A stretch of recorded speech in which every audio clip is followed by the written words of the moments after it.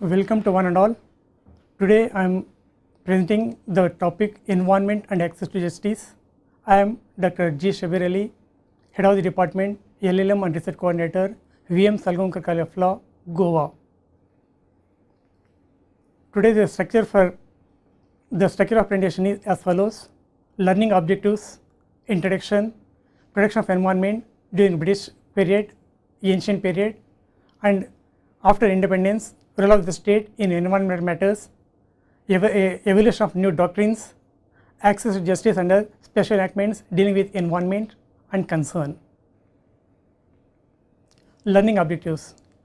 The module is designed to understand the protection available to environment during ancient times, learning various remedies available in case of environmental pollution in Indian scenario, to comprehend various rights available to community against environmental pollution and access to justice, to verify various remedies available under special enactments to deal with environmental pollution. Protection of environment gained momentum only after the first global conference in the year 1972 at Stockholm Conference. Protection of nature is important for our survival. If we destroy nature, nature destroys us. Protection, conservation and preservation of environment is a duty of each and every person in our society and in our country. Natural resources like water, air, sky belongs to each and every one of us or to the entire community. Pollution of environment results in damage to the whole community. Due to development of industrialization, science and technology result into various problems like global warming, acid rain, ozone depletion. One of the most important problem is environmental pollution. Protection of nature received global attention only after Stockholm Conference. Environmental development during ancient times. Generally, environment means our surroundings. Environment consists of two important components, biotic and abiotic components. Biotic means living, abiotic means non-living. There are always interaction between living as well as non-living components.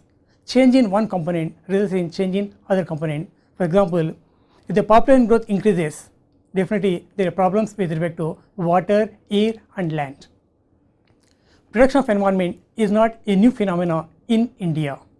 In India, this idea can be traced back to ancient times. All our ancient scriptures mention about protection of environment.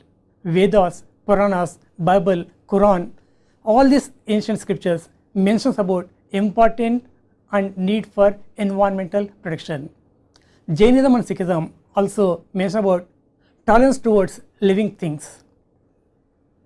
Worshipping of animals and plants shows the respect given to the environment during ancient times. Water is treated as a purifier in the ancient time, and when a person about to die, they are giving Ganga Jal, thinking that it may purify or the person may relieve from all kinds of diseases. Even today, people take the blessings of Mother Earth before they are entering into any cricket field or a hockey field or entering into any play. All this shows concern for environment and protection for environment. We believe that God is the creator of this universe. Once we believe that God is the creator of the universe, we are not there to destroy God's creation. State as a protector of environment. Once the concept state evolved, state became the protector of environment. State consists of various communities.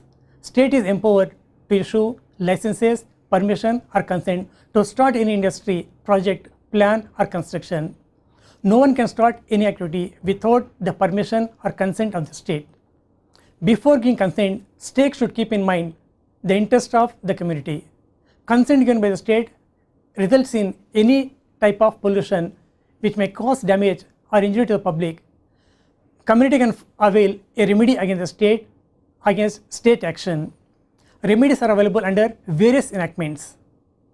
So the various remedies are as follows: self-help, civil remedies, criminal remedies, constitutional remedies, and remedies available under specific enactment which deals with environmental matters. Let us look into each remedy separately with certain examples or illustration. The first remedy is self-help. Each and every person should create awareness about pollution, and we should participate in prevention, control and protection of environment. We must have concern towards environment. We should fight against every type of environmental pollution. We have to follow our ancient traditions, culture, customs and practices. All these things protects our nature, our natural environment. So one of the most important self-help is we should create awareness and we should participate in protection of our surroundings or our environment. The next remedy is civil remedy. This remedy is available as per law of torts.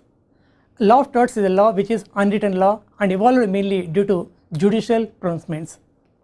Victim has to approach civil court in a avail remedy in case of provisions available under law of torts.